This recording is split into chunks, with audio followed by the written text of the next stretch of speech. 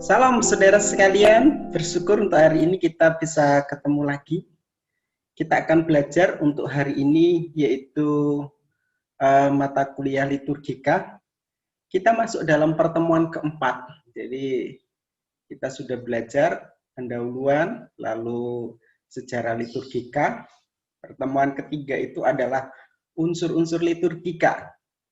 Dan pada pertemuan yang keempat ini kita akan lihat contoh liturgi dalam ibadah, dan nanti kita akan lihat secara khusus untuk gereja Katolik ya. Nanti ibadahnya seperti apa? Ya, seperti itu. Lalu juga liturginya, lalu juga pelayannya, baju pakaiannya semua, lalu juga ya ada terkait dengan liturgi gereja Katolik, semua yang masuk di dalamnya. Itu nanti kita akan lihat secara sepintas sebagai contoh. Lalu kita juga akan lihat liturgi dari gereja Protestan secara umum, nanti untuk tokoh-tokohnya, dan juga untuk bagian-bagiannya nanti kita akan lihat sekilas. Memang dalam bagian ini saya melihat kita harus belajar untuk liturgi-liturgi sejak zaman abad pertengahan, mungkin abad awal, abad pertengahan. Nah, ini yang sedang kita akan pelajari. Nanti bagian akhir dari perkuliahan kita, nanti sesi ke 14, 15, 13, 14, 15, di sana akan banyak sekali kita akan belajar tentang liturgi-liturgi kontemporer zaman sekarang. Oleh karena ini kita akan belajar dari sejarah dulu tentang ibadah, ya, macam-macam ibadah. Nah, mari kita akan lihat untuk share screen-nya. Saya akan bagikan kepada saudara sekalian terkait dengan liturgi. Macam-macam liturgi dalam ibadah dalam konteks ini. Nah, saudara sekalian, terkait dengan liturgi Gereja Katolik Roma, sebenarnya materi yang saya bagikan ini saya ambil dari sebuah blog. Nah, ini sebuah blog, blognya itu nanti saya akan bagikan sih. Jadi blognya itu tentang frater,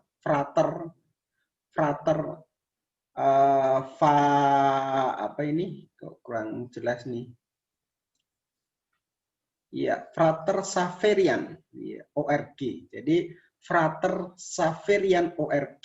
Nah, saya ambil di situ, di mana ini merupakan blog yang dibuat oleh ya teman-teman kita dari Katolik, dan saya ambil dari sini karena ini lebih mewakili.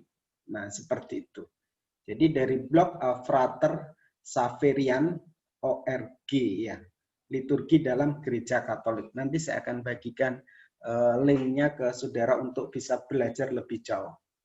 Jadi saudara sekalian, liturgi yang menjadi kebaktian umum resmi seutuhnya dalam gereja Katolik adalah integrum cultum publicum. Ya, gereja Katolik memberi satu kekasan tersendiri bagaimana gereja bisa menghadirkan Allah di dunia. Nah, jadi ini oleh karena kebaktian umumnya integrum cultum publicum. Nah, ini yaitu kebaktian umum resmi seutuhnya. Nah, mari kita lanjutkan. Dalam liturgi, gereja menegaskan bahwa Allah bekerja melalui tanda, masuk dalam keterbatasan manusia dan membiarkan dirinya dipahami. Dengan demikian, liturgi merupakan penerjemahan teologi Kristiani tentang inkarnasi, suatu langkah besar yang diambil Allah untuk memasuki sejarah manusia dan hidup di antara kita. Itulah mengapa liturgi merupakan sakramen atau tanda. Jadi ini menurut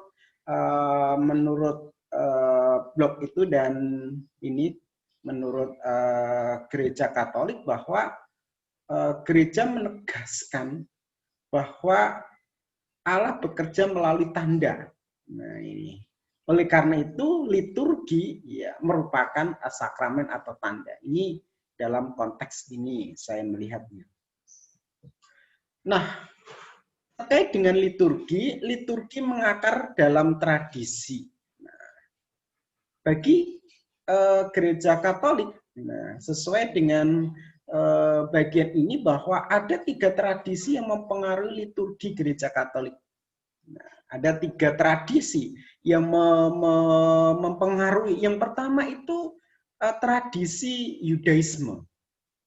Nah, ya tradisi Yudaisme. Nah, saudara sekalian, terkait dengan bagian ini, contohnya itu yaitu ritus dalam peribadatan Yahudi, salah satunya itu ibadat sabda. Nah, sabda, ibadat sabda itu mencakup 2 bacaan yang disisipi dengan mazmur tanggapan dan diakhiri dengan sebuah homili. Nah, ini salah satu yang tetap diadopsi oleh gereja Katolik, ya, seperti itu. Nah, lalu selanjutnya, selain tradisi Yudaisme, Yahudi juga dipengaruhi oleh corak budaya Yunani Romawi. Nah, pengaruh kedua budaya besar ini juga tampak dalam terbentuknya perayaan, maksud saya bukan perasaan, perayaan inisiasi Kristen seperti baptisan, pengusiran setan, dan pengurapan. Nah, ini salah satu yang boleh dibilang ini yang mempengaruhi atau yang masih diadopsi, ya. Lalu yang ketiga itu dunia Yunani. Dari sumber Yunani pula muncul beberapa bentuk doa tertentu seperti litani para kudus, lalu rumusan seperti sepanjang segala masa sampai kekal Tuhan kasihanilah kami, dan lain-lain. Demikianlah nilai-nilai budaya diangkat menjadi suatu tata peribadatan gereja. Jadi saudara sekalian, kalau kita perhatikan di sini, secara umum kita melihat bahwa liturgi yang dipakai oleh gereja Katolik, ya menurut ini tadi, blog ini, bahwa dipengaruhi oleh tiga tradisi besar, yaitu tradisi Yahudi sendiri, nah ini, dan juga yang kedua itu tradisi atau corak budaya Yunani Romawi, dan corak atau tradisi dari dunia Yunani, ya seperti itu. Nanti cukup singkat sih, kalau saudara nanti mau lebih jelas, saudara bisa lihat di diktat. Jadi saya sudah ambil itu blognya itu, dan saya sudah ini copy di diktat. Nanti saudara akan bisa pelajari lebih jauh karena di situ banyak hal yang bisa dikembangkan gitu. Nah, mari kita akan lihat terkait dengan pengertian liturgi. Secara lazim memang liturgi kita melihat bahwa liturgi berasal dari bahasa Yunani, yaitu leuturgia, yang terdiri dari kata ergon dan leutos. Ya, kita sudah pelajari itu di pengertian liturgi di pertemuan pertama. Nanti saudara cek lagi ke sana. Lalu bagaimana dengan gereja Katolik? Nah, dalam Konsili Vatikan kedua melihat liturgi bukan semata-mata ibadah paling sempurna yang dipersembahkan manusia kepada Allah, melainkan terutama merupakan perayaan karya keselamatan Allah bagi manusia melalui tanda-tanda. Iya, ini ya. Jadi dalam Konsili Vatikan II ini mencoba untuk menjelaskan bahwa liturgi itu lebih merujuk pada perayaan karya keselamatan Allah bagi manusia melalui tanda-tanda. Liturgi merupakan tanda kehadiran Allah dalam atau melalui gereja. Liturgi ialah karya Allah, bukan ciptaan manusia. Nah, ini menjadi sesuatu yang cukup menarik. Sebenarnya dalam dokumen Konsili Vatikan II ini terkait dengan pengertian ini, saudara bisa nanti kaji lebih dalam ya. Kaji karena kita berupa kuliah, jadi saudara bisa kaji nanti menurut saudara ini pengertian liturgi dalam konteks ini, saudara bisa lihat, bisa selidiki. Apakah ya dalam tanda kutip itu alkitabiah atau tidak, saudara bisa cek lebih jauh itu ya. Jadi liturgi ialah karya Allah, bukan ciptaan manusia. Saudara bisa kritisi maksud saya. Lalu liturgi merupakan tanda kehadiran Allah dalam atau melalui gereja. Secara populer bahwa liturgi seringkali hanya diartikan secara umum seperti mengenai tata upacara peribadatan, petugas liturgi, peralatan doa, dan lain-lain. Liturgi sesungguhnya merupakan sekaligus karya Allah dalam manusia. Ini pengertian menurut Konsili Vatikan II. Lalu hubungan liturgi dan sakramen apa? Nah, liturgi dalam arti terdalam merupakan sakramen atau tanda nyata dan kelihatan dari misteri keselamatan Allah. Dari segi cakupan, liturgi memang bisa dikatakan lebih luas dari sakramen. Sebab liturgi mencakup seluruh bentuk kebaktian dalam gereja yang tidak hanya terbatas pada 7 sakramen, melainkan juga ibadat harian. Jadi kalau di gereja Katolik ini ada 7 sakramen dengan liturginya. Jadi liturgi lebih sifatnya lebih luas. Karena selain 7 sakramen juga ada ibadat atau kebaktian lain yang itu juga perlu sebuah liturgi. Nah, mari kita akan lihat lebih jauh terkait dengan hal ini. Nah, kita akan belajar juga tentang tahun liturgi, busana, bacaan, dan alat liturgi. Jadi ini menarik. Tahun liturgi atau tahun gereja. Nah, saudara sekalian, memang orang Katolik ini di dalam sistemnya itu sudah tersistematis dengan sangat baik, ya, begitu. Sehingga semuanya direncanakan dengan sangat baik.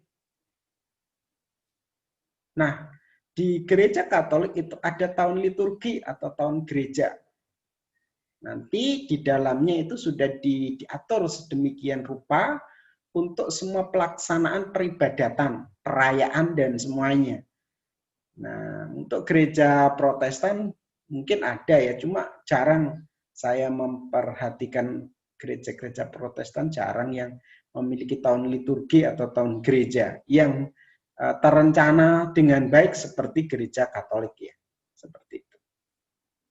Puncak tahun liturgi yaitu misteri Paskah Tuhan yang dirayakan selama 3 hari Paskah yang puncaknya pada malam Paskah. Tahun liturgi terbagi dalam 3 masa, masa khusus, masa biasa, pesta atau peringatan orang kudus. Nah, masa khusus terdiri dari lingkaran Natal, masa Advent dan masa Natal, dan lingkaran Paskah, masa pra-Paskah dan masa Paskah. Masa biasa terdiri dari 34 pekan, biasanya yang puncaknya pada hari Minggu. Pesta peringatan orang kudus merupakan kebiasaan gereja untuk menghormati orang-orang suci dan untuk memuliakan dan menghormati Tuhan. Jadi di gereja Katolik ada Santa, Santo, ya orang-orang kudus, ya seperti itu. Bagaimana dengan bacaan liturgi? Dalam kalender liturgi juga kita mengenal pembagian tahun untuk mengatur pembacaan Injil pada hari Minggu. Nah, luar biasa ini. Tahun A, Injil Matius, tahun B, Injil Markus, dan tahun C, itu Injil Lukas. Sedangkan untuk misa harian diatur dalam tahun ganjil genap, ya, tahun 1 dan tahun 2. Bagaimana dengan warna liturgi? Nah, setiap warna itu merefleksikan nilai atau makna tertentu. Ya, ini menariknya di gereja Katolik itu ya ada warna-warna, ya, warna di mana ada warna liturgi. Setiap warna merefleksikan nilai dan makna rohani tertentu. Warna yang dimaksud dalam liturgi ini adalah warna stola. Nanti saudara cek stola itu apa ya. Nanti saudara bisa ini. Nah, warna stola, nah ternyata di sini saya sudah ada ini. Stola itu selempang atau selendang yang ditaruh, dan warna kasula, mantel lebar atau pakaian paling luar imam yang dipakai oleh imam. Begitu juga dengan warna yang dikenakan oleh prodiakon, lektor, lektris, dan putra-putri altar. Ya, ada kain altar dan lain sebagainya, disesuaikan dengan petunjuk kalender liturgi. Nah, jadi warna-warna liturgi ini adalah warna yang boleh dibilang itu yang digunakan terkait dengan ada baju, ya semuanya, bahkan kain altar ya. Nah ini nanti ada contohnya, kita akan lihatnya. Misalnya warna hijau itu melambangkan warna yang terang, melegakan, manusiawi, menyegarkan. Bagaimana dengan warna merah? Warna merah melambangkan api dan darah, dan juga melambangkan penumpahan darah para martir gereja sebagai saksi-saksi iman, sebagaimana Yesus pun rela berkorban di kayu salib dan mengeluarkan darah demi menebus dosa manusia. Warna putih atau kuning menandakan hidup baru, sebagaimana dalam liturgi baptis, para baptisan baru mengenakan pakaian putih dan diberi kain putih. Warna putih dipandang sebagai warna kesucian, ketidaksalahan, terang yang tak terpadamkan, kebenaran mutlak, kemurnian sempurna, kejayaan yang penuh, kesempurnaan, lagi tadi, kemenangan dan kemuliaan abadi. Warna merah muda melambangkan sukacita atau kebahagiaan. Iya. Merah muda, bis merah muda apa ini? Ini kayaknya kok ada yang kurang. Saya cek. Oh, iya. Warna ungu ini. Ini warna ungu, saudara. Warna ungu melambangkan pertobatan, kebijaksanaan, keseimbangan, mawas diri, serta berhati-hati. Warna hitam melambangkan ketiadaan, kedukaan, kegelapan, pengorbanan, malam, kematian, kerajaan orang mati. Busana dan alat liturgi. Kita akan lihat tadi, saya sudah sampaikan ada busana, nanti ada contoh gambarnya. Berikut ini akan dijelaskan beberapa busana liturgi yang dikenakan imam maksudnya. Ami, apa itu ami? Ami adalah kain putih seperti empat dengan dua tali di dua ujungnya, atau ada juga model modern yang tidak segi empat tanpa tali. Ami yang melingkar di leher menutupi bahu dan pundak itu melambangkan pelindung, pembawa selamat, keutamaan harapan untuk mengatasi serangan setan. Wah, menarik ini ya. Nanti kita lihat ada contoh gambarnya. Yang kedua, alba. Alba itu pakaian putih. Alba itu sama dengan putih, panjang. Simbol kesucian, kemurnian yang seharusnya menaungi jiwa diaken, imam yang merayakan liturgi, khususnya perayaan Ekaristi. Nah, ini yang ami. Ya, saudara cek di situ, itu yang ami. Nah, bentuknya ya seperti ini ya, di tali. Nah, yang alba kayak apa? Nah, ini yang alba. Wah, keren ya, kayak jubah ini. Putih, penuh kesucian. Ya. Ada single tali pengikat alba pada pinggang ini merupakan simbol nilai kemurnian hati. Tali pengikat. Nah, ini nggak ada ini ya, di sini. Seharusnya di sini ada ya. Pengikatnya nggak ada. Jubah merupakan pakaian standar liturgi, lalu ada superpli. Superpli, ya, superpli merupakan pengganti alba. Potongannya tidak sepanjang alba, warnanya putih. Superpli tidak sampai pada mata kaki, cukup sebatas lutut dengan pergelangan tangan yang cukup lebar. Nah, ini superpli, ya. Ini alba, ini superpli, ya. Stola adalah semacam selendang panjang, simbol bahwa yang mengenakan selendang merupakan tugas resmi gereja, terutama menyangkut tugas pengudusan imam. Nah, ini stolanya mana? Ataukah ini? Iya, selendang panjang ya. Ini kayaknya, ini nggak ada ini. Oh, ini nih selendangnya, sana ya. Ini juga ya. Kasula. Kasula disebut juga planeta atau pakaian luar yang dikenakan di atas alba dan stola. Kasula merupakan busana khas imam, khususnya selebrana dan konselebran utama yang dipakai untuk memimpin perayaan Ekaristi. Dalmatik dikenakan setelah stola diakon. Ini adalah busana resmi diakon tatkala bertugas melayani dalam misa perayaan Ekaristi, khususnya yang bersifat agung atau meriah. Velum adalah semacam kain putih, kuning, emas lebar yang dipakai pada punggung ketika pembawa sakramen Maha Kudus dalam prosesi. Ya, ini nanti kita lihat lagi. Nah, ini sekilas sih sebenarnya terkait dengan liturgi Katolik. Memang saya tidak bahas untuk liturginya, tetapi unsur-unsur atau bagian-bagian yang ada dalam ibadah.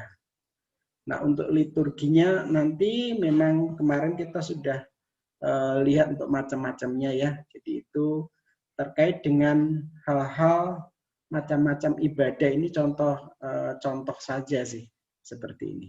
Bagaimana dengan liturgi Protestan? Ada 9 induk liturgi gereja Protestan. Nah, kemarin sudah kita bahas ya. Lutheran, Calvin, Anabaptis, Anglikan, lalu Separatis, Quaker, Methodist, Frontier, dan Pentakosta. Nah, mari kita akan lihat tokoh-tokoh pencetusnya. Yang pertama itu Martin Luther. Perubahan liturgi yang diadakan oleh Martin Luther berasal atas Alkitab, gereja mula-mula, dan struktur misa Roma. Terutama liturgi dari zaman patristik. Alkitab mendapat peran dominan dalam ibadah. Selain itu, Luther juga membersihkan gereja dari segala unsur yang dianggap kafir dan hanya merupakan embel-embel zaman. Patung dan lukisan yang kudus dihilangkan dari gereja agar tidak ada hal dalam gereja yang mengimajinasikan dewa-dewi. Ya, kalau Katolik kayaknya banyak ya. Ia hanya mengizinkan ada 3 meja dalam gereja, yaitu meja pembacaan Alkitab, meja untuk pembacaan Injil, dan pemberitaan firman, serta meja untuk perjamuan kudus. Luther memperbarui liturgi secara bertahap agar tidak menimbulkan kegelisahan dalam umat. Pertama-tama dalam buku Formul Missae, Luther memberikan contoh bahwa umat berhak menerima roti dan anggur dalam Ekaristi. Khotbah menjadi unsur utama dalam kebaktian karena menurutnya liturgi adalah pemberitaan firman. Pembacaan Alkitab dan khotbah disampaikan dalam bahasa pribumi, sementara hal-hal yang lain misalnya nyanyian jemaat boleh disampaikan dalam bahasa Latin. Imam bebas memilih pakaian asalkan tidak menonjolkan kemewahan dan kemegahan. Ini sepertinya kontra ya dengan Katolik ya.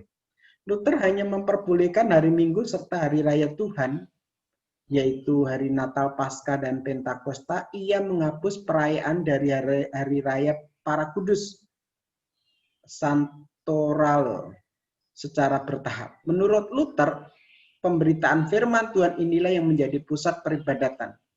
Tanpanya, ibadah tidak dapat berlangsung, sakramen pun menjadi nyata dan sah hanya melalui pemberitaan firman. Setiap ibadah mingguan yang berlangsung setiap hari Minggu, Luther juga menerapkan ibadah harian. Selain Minggu ini, ada 3 waktu doa komunal setiap hari, yaitu ibadah pagi, ibadah siang, dan ibadah senja. Selanjutnya yaitu Martin Bucer. Liturgi yang dibuat oleh Martin Bucer bersifat injili dan memiliki segi personalitas yang menonjol. Menurut Bucer, liturgi berisi 4 hal. Pemberitaan firman Tuhan dan tanggapan umat kepadanya dalam bentuk mazmur-mazmur yang saling bersautan dan doa dan nyanyian.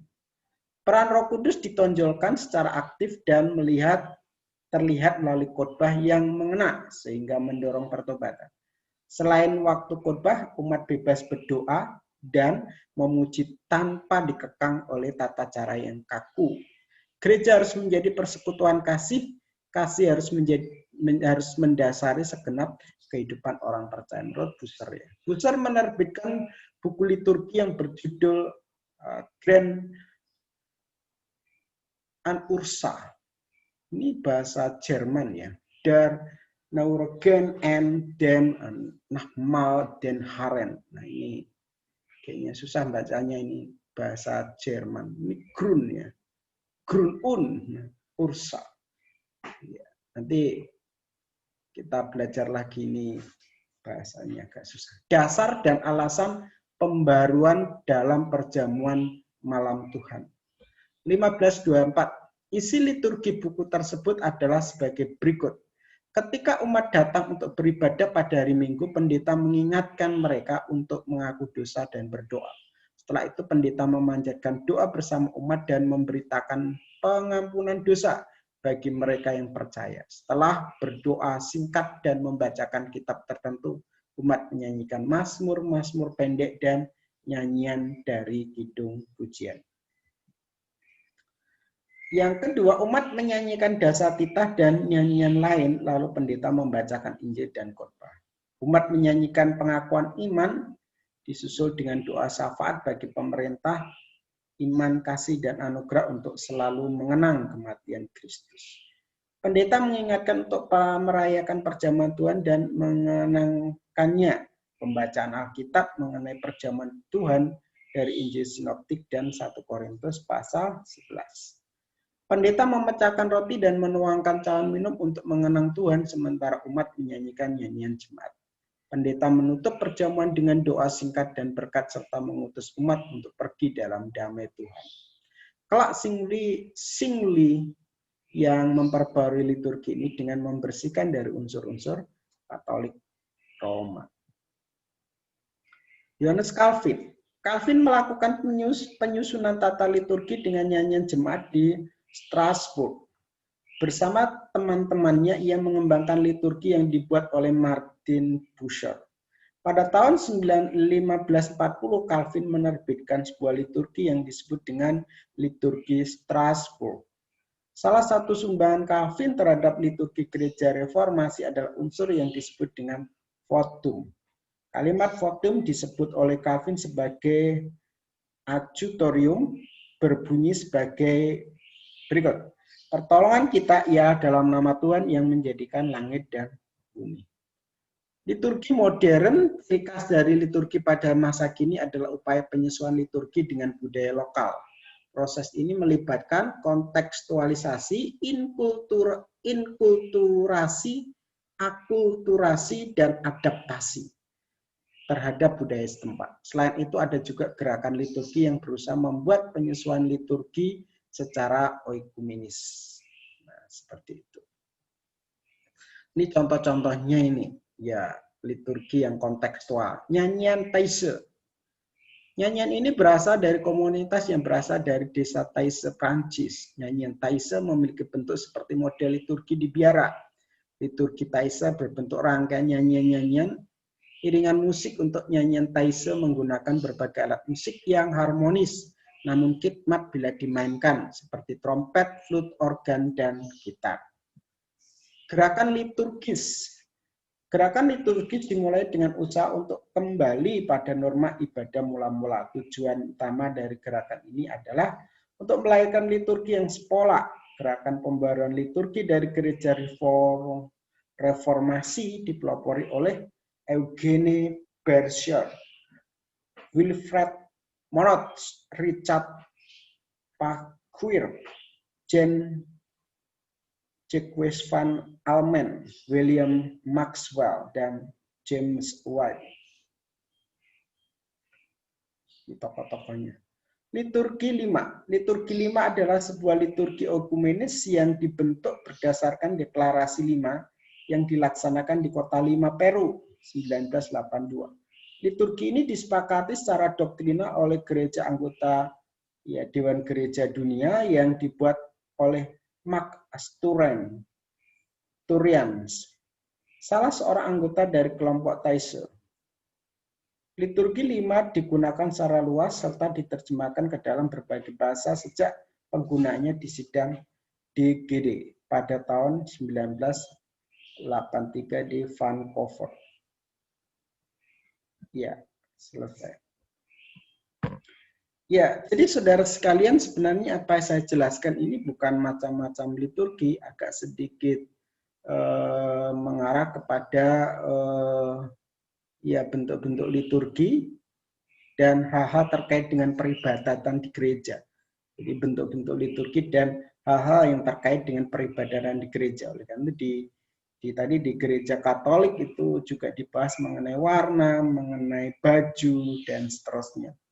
Lalu juga agak sedikit membahas tentang sejarah sebenarnya, karena tadi ada tokoh-tokoh yang mencoba untuk membuat sebuah liturgi yang boleh saya bilang baik untuk dalam ibadah. Karena memang kita tahu Protestan Katolik ini kan Protestan itu protes terhadap liturginya Katolik. Lalu ada gerakan-gerakan yang mencoba untuk membuat liturgi yang lebih kontekstual dengan konteks zaman sekarang. Sehingga ada liturgi yang mencoba untuk menyamakan pola liturgi sehingga muncul liturgi ekumenis, ya seperti itu. Dan ada tadi Dewan Gereja Dunia yang mencoba untuk membuat liturgi yang bisa dipakai oleh semua gereja. Nah, itu yang saya jelaskan di dalam materi ini. Nah, untuk lebih jelasnya saudara nanti bisa lihat di diktat, karena saya tidak membahas rinci sih, dan masih banyak hal yang belum saya sampaikan, dan di diktat akan lebih jelas, saudara akan membahas untuk bagian-bagian ini. Ya, saya rasa itu yang saya bisa sampaikan untuk hari ini. Tuhan Yesus memberkati.